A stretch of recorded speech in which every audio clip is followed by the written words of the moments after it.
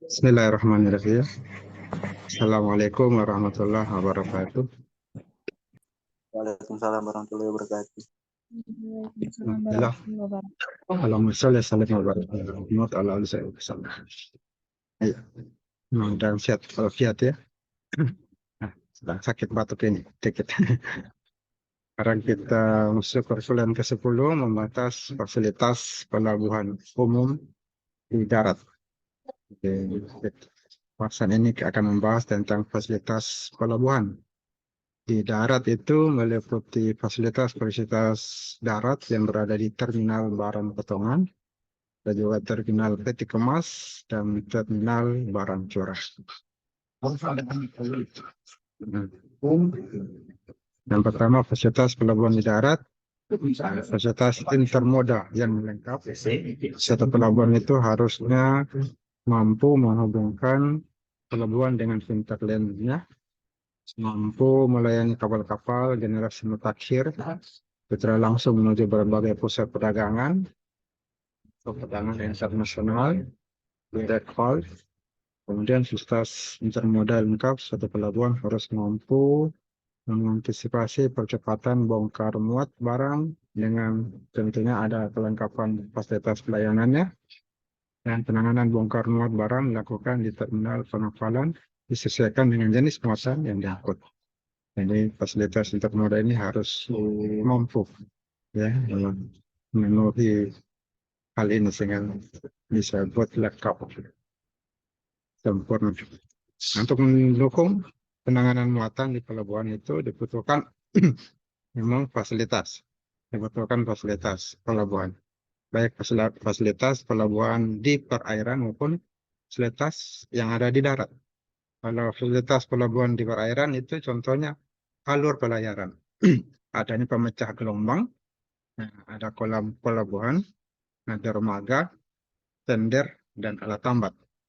Untuk fasilitas yang ada di darat, misalnya gudang laut, gudang bangunan pendingin, apron, gedung administrasi, gedung perkantoran, pemerintah maupun swasta, pengelola pelabuhan, kemudian kantor polisi, ada kantor keamanannya, ada ruang untuk para pekerja buruh pelabuhan, ada bengkel, ada garasi juga, garasi mobil, rumah pemadam kebakaran, ya, ada elevator, dan lain-lain. Semua yang termasuk kategori fasilitas yang ada di darat. Untuk terminal barang potongan, apa fasilitas yang ada dalam terminal barang potongan? Nah, diantaranya kantor, ya, apron, lapangan penumpukan terbuka, ada gudangnya, parkir mobil dan trek, gudang laut, kemudian ada jalan. Apron di sini adalah halaman di atas dermaga, terbentang dari sisi muka dermaga sampai gudang laut atau lapangan penumpukan terbuka. Digunakan untuk menempatkan barang yang akan dinaikkan ke kapal atau barang yang baru diturunkan dari kapal. Bisa dimengerti ya, apa itu apron?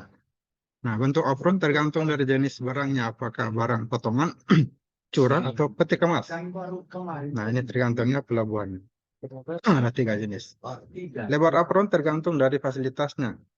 Berarti jalan untuk kendaraan trek, ya, keran, alat pengangkut lainnya, seperti forklift, keran mobil, gerbong yang ditarik traktor, dan lain. Kalau ukurannya itu biasanya 15 sampai 25 meter. Tuh. Apron, lebar apron. Dan gudang laut dan lapangan penumpukan terbuka. Cuma satu fasilitasnya, gudang laut. Disebut juga gudang pabean, gudang dini ke-1, atau gudang transit. Yaitu gudang yang ada di tepi perairan pelabuhan dan hanya dipisahkan dari lautan oleh dermaga pelabuhan. Gedung ini menyimpan barang-barang yang baru turun atau akan naik dari ke kapal yang memerlukan perlindungan terhadap cuaca, baik hujan maupun sinar matahari. Untuk barang-barang yang tidak perlu perlindungan, misalnya mobil, besi, beton, dan sebagainya, itu dapat ditempatkan pada lapangan penumpukan terbuka. Sebelum lapangan penumpukan terbuka kan ada juga gudang laut. Ukuran gudang laut, misalnya dermaga, dihitung sesuai dengan kapasitas dermaga. Dihitung misalnya dermaga yang melayani kapal dengan bobot muatan 10.000 PWT, satuan bobot yang dapat diangkut. Setelah kapal membongkar muatannya, kemudian ruang kosong harus diisi kembali dengan muatan yang akan dikapalkan. Nah, demikian muatan harus dilayani 20.000 PWT. Apabila dari muatan tersebut terdapat 20% atau 4.000 ton muatan yang bisa disimpan di lapangan terbuka, sedangkan yang 16.000 PWT bisa disimpan di dalam gudang. Di gudang bisa di lapangan terbuka. Nah, misalnya 1 meter kubik muatan mempunyai berat 1,5 ton, 1,5 ton, maka perlu volume penyimpanan 10.600 meter kubik. Apabila dalam penyimpanannya ditumpuk setinggi 4 meter, diperlukan luasan 2.600 meter kuadrat. Tumpuk-tumpuk. Ini mengingat adanya ruangan yang hilang, akan itu 25% standarnya. Kadang-kadang harus punya gang yang diperuntukkan bagi lalu lintas, kan? Dan itu diperlukan 50%. Perlu ada gang. Jadi luas total kalau dijumlah ini gudang itu semua 4.666 meter kuadrat. Ini luas total gudang ya. Ini bisa ditambah semuanya. Katanya, panjang gudang laut tergantung pada panjang tempat tambatan pada dermaga. Panjang umum adalah sama dengan jarak antara palka, depan dan belakang. Fasilitas ya. Yang lainnya lagi gudang. Ini digunakan menyimpan barang yang berlama. Buat alat jauh dari dermaga. Buatnya fasilitas penampungan barang. Ada beberapa macam yang dipergunakan untuk menumpukan bongkar muat barang ke teman. Antara lain derek kapal, keran darat, alat pengangkut muatan, alat muatan kita secara mudah. Ini fasilitas penampungan barang. Ya, derek kapal yang ini digunakan mengangkut muatan yang tidak terlalu berat. Radius kecil antara 6 meter dari lambung kapal. Derek kapal ini terdiri dari lengan, kerekan dan kabel baja. Dilepas dan ditarik yang winch. Pada sebuah kapal biasanya terdapat beberapa kapal dengan kapasitas 65 ton, 25 ton, 5 ton, tergantung besar kecil kapal. Kemudian keran darat yang kedua adalah alat untuk bongkar muat dengan lengan cukup panjang. Ini ditempatkan di atas dermaga pelabuhan. Tinggi permukaan perairan pelabuhan.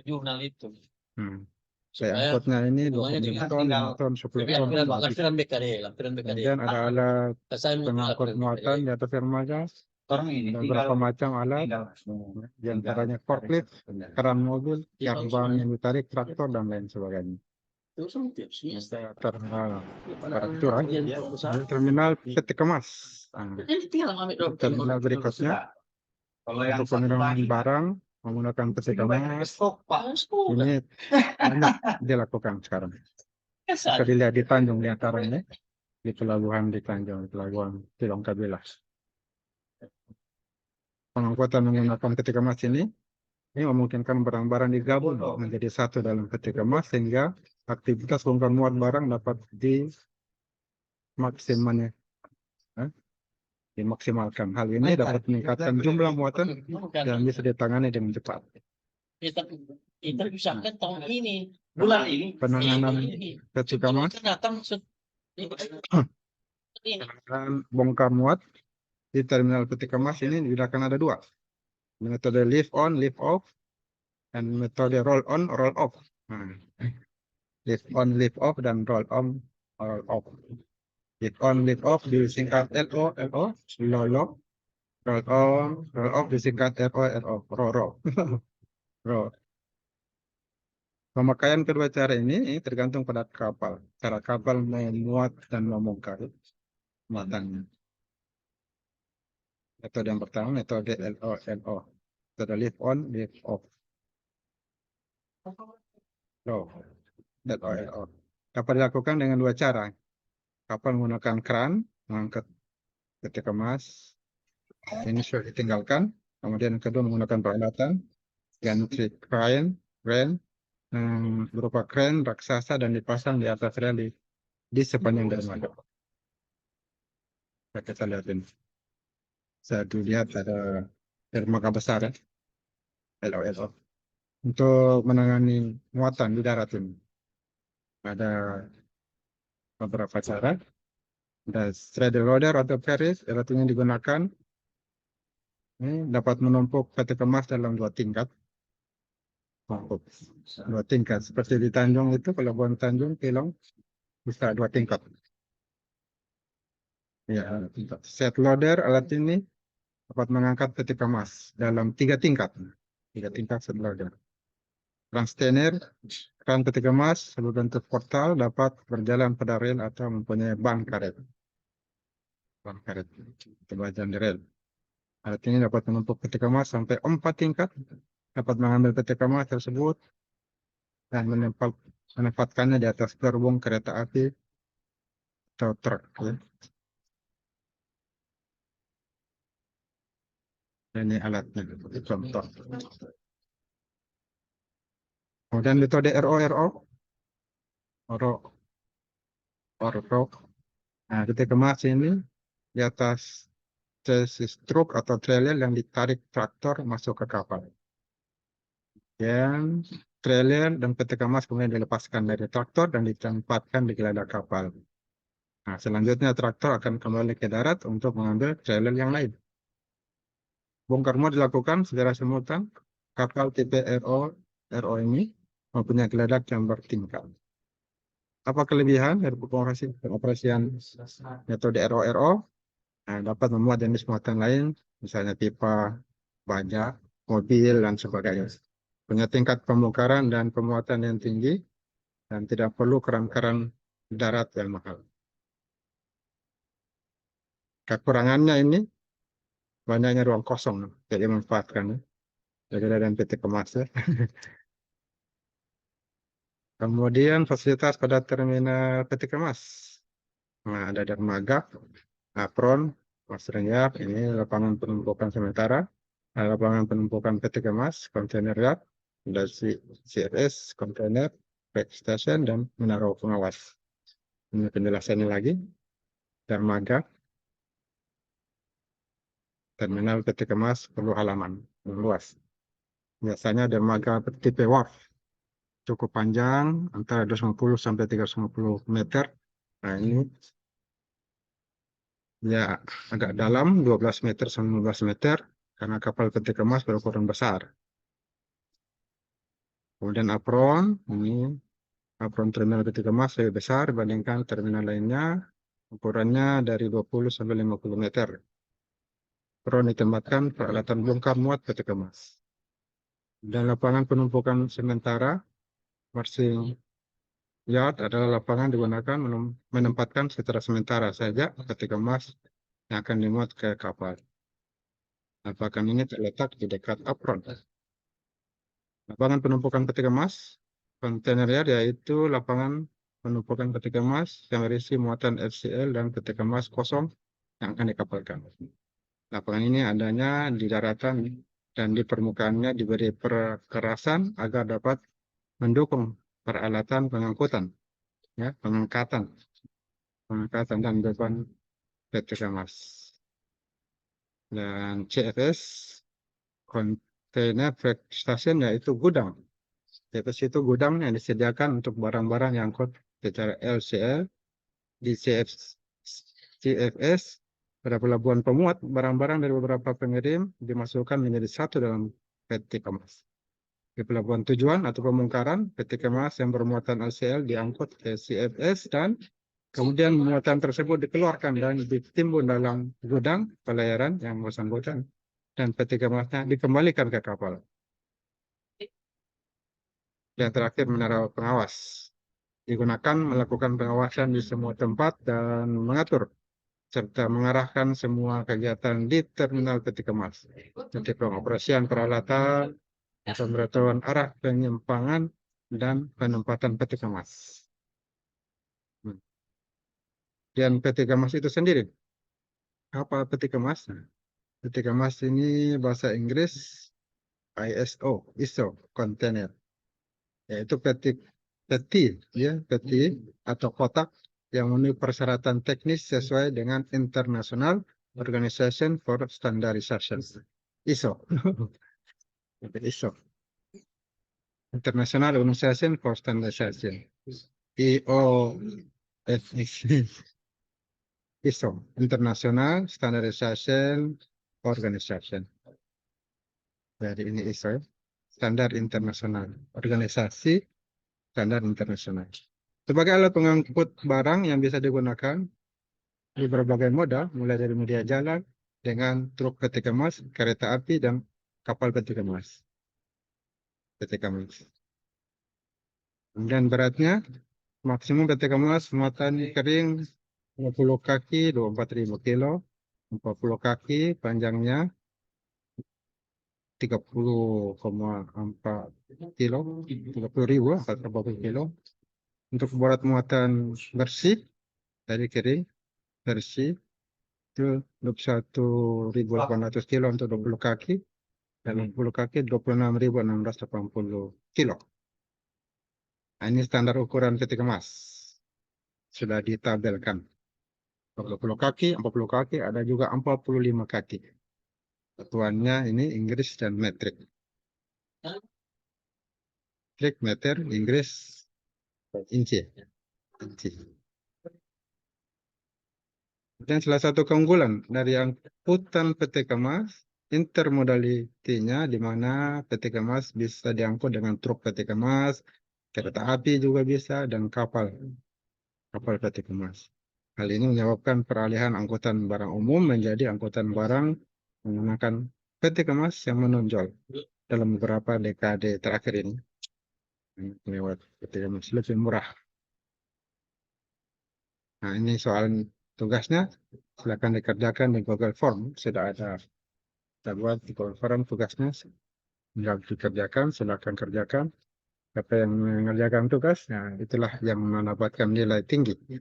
65% penilaian itu dari tugas, pengerjaan menjawab tugas. Ya. Demikian materi saat ini. Kalau ada yang mau bertanya, saya silakan.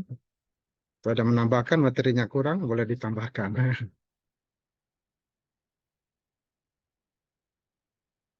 Kalau tidak ada, kita lanjut ke materi terakhir, yaitu pengembangan materi, ya, pengembangan karakter.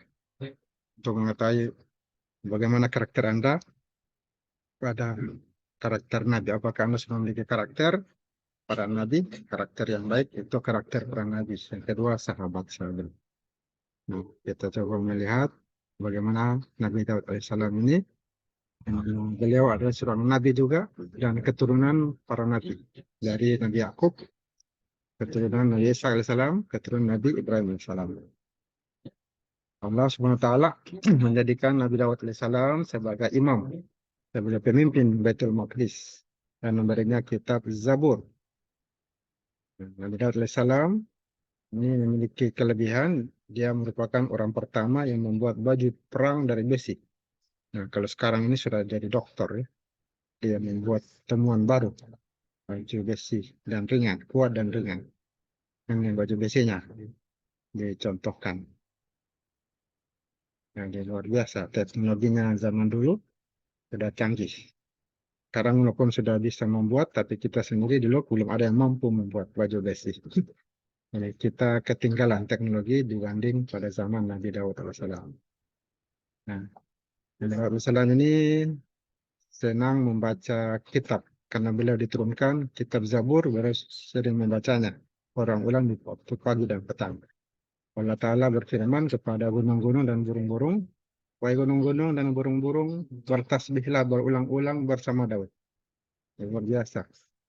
Nabi Daud bertasbih dengan membaca kitab Zabur yang diturunkan kepadanya dengan suara yang merdu dan diikuti juga gunung-gunung, burung-burung, semuanya bertasbih bersama-sama. Karena diperintahkan Allah pencipta alam semesta, pencipta manusia, gunung-gunung, burung-burung, semuanya kehidupan. Nabi Daud alaihissalam ini memutuskan perkara umat dengan bijak dan adil. Dan beliau salah satu tokoh yang orang kalau ada masalah datang padanya. Nah, ini adalah salah seorang masyarakat, dua orang masyarakat datang, mereka bertemu Nabi Daud, mereka katakan, wahai Nabi Daud, kami bertengkar dan berselisih, kami meminta keputusanmu. Nah, Nabi Daud ini diminta akan memutuskan perkara. Nabi Daud alaihissalam menyelesaikan masalah, memutuskan perkara, itu dengan melaksanakan sholat di malam hari. Beliau beribadah malam hari, meminta petunjuk kepada Tuhannya Allah Ta'ala, dan Allah Ta'ala menurunkan kitab Zabur padanya, memberikan solusi atas masalah. Sehingga masalah yang dihadapi masyarakat bisa diselesaikan, karena sumber solusinya berasal dari pencipta alam semesta. Allah Ta'ala mengirimkan kitab Zabur, mengirimkan solusinya, mengirimkan yang ditulis di kitab Zabur. Nah, ini adalah pesan Nabi Daud alaihissalam. Jika engkau menanam, itulah yang akan kau tuai. Jika menanam keburukan, maka akan memperoleh dirinya. Pada zaman itu, zaman Nabi Daud alaihissalam, ternyata ada juga raja yang jahat. Hiduplah raja yang jahat bernama Jalut, kejam, zalim. Pemimpin di zaman Nabi Daud itu di masyarakatnya namanya Talut, pemimpin Bani Israel, Raja Talut. Raja Talut ini berkata, kalau ada orang yang dapat mengalahkan Jalut, maka yang menjadi raja setelahku, setelah Raja Talut adalah orang tersebut. Dia akan menjadi raja. Nah, tidak ada yang berani maju melawan Jalut. Dia besar dan kuat. Daudlah kemudian beranikan diri maju melawan Raja Jalut, Goliat, dan akhirnya mampu menekannya dengan katapel. Dengan melempar batu dari katapel, kalahlah Raja Jalut. Inilah karakter. Bisa kita ambil karakter pelajaran. Bahwasanya mahasiswa harus siap menjadi pemimpin dan teladan yang baik. Ya. Siap menjadi pemimpin. Nah, Nabi Daud itu adalah pemimpin setelah Raja Talut. Nah, kemudian yang memimpin adalah Daud alaihissalam. Pemimpin masyarakat, pemimpin negara, pemimpin kerajaan. Jadi siap-siap ke depan kita mahasiswa akan jadi pemimpin. Dan ketika memimpin harus memberikan teladan yang baik ya. Bukan seperti sekarang, pemimpin sekarang yang korup dan sebagainya. Astagfirullah. Ya. Yang kedua, mahasiswa harus membiasakan selalu bertasbih, selalu mensucikan diri, selalu membaca kitab suci. Nabi Daud itu bertasbih dan membaca kitab Zabur pagi dan petang. Nah, kita harusnya membiasakan diri membaca kitab suci masing-masing dan minimal membaca Al-Quran sehari 1-2 ayat. Ya. Bagi yang Muslim, yang lainnya kitab Injil, kitab Weda, kitab yang lain Tripitaka, silakan dibaca. Bertasbih, membaca kitab suci dan masing-masing. Ini akan memberikan pengaruh dalam hidup seseorang. Kalau selalu membaca kitab suci, maka orang tersebut akan dipengaruhi oleh kitab tersebut. Dia akan menjadi orang yang baik. Berbeda dengan orang yang jarang membaca kitab suci. Yang ketiga, mahasiswa berlatih berpuasa dan salat malam sejak sekarang. Jadi latihan berpuasa itu membuat orang sehat. Jadi orang banyak makan dengan orang yang sedikit makan, sudah diteliti, yang cepat mati yang banyak makan. Jadi kalau sedikit makan, selalu berpuasa, ya insya Allah umurnya panjang. Jadi sholat malam, beribadah malam hari, tentunya akan memiliki kemampuan hebat dalam berargumentasi. Dalam berbicara dia lebih minat. Itu kelebihannya orang yang sholat malam, yang beribadah malam hari. Kemudian yang ketiga, harus gigih dalam belajar. Dalam belajar harus gigih menuntut ilmu. Nah, supaya didapatkan ilmunya harus dituntut, harus dipelajari, dikerjakan tugas, dilatih, latihan, maka dengan terbiasa latihan akan kita memahami, paham. Dan kalau kita bahkan ajarkan pada orang lain, maka lebih paham lagi.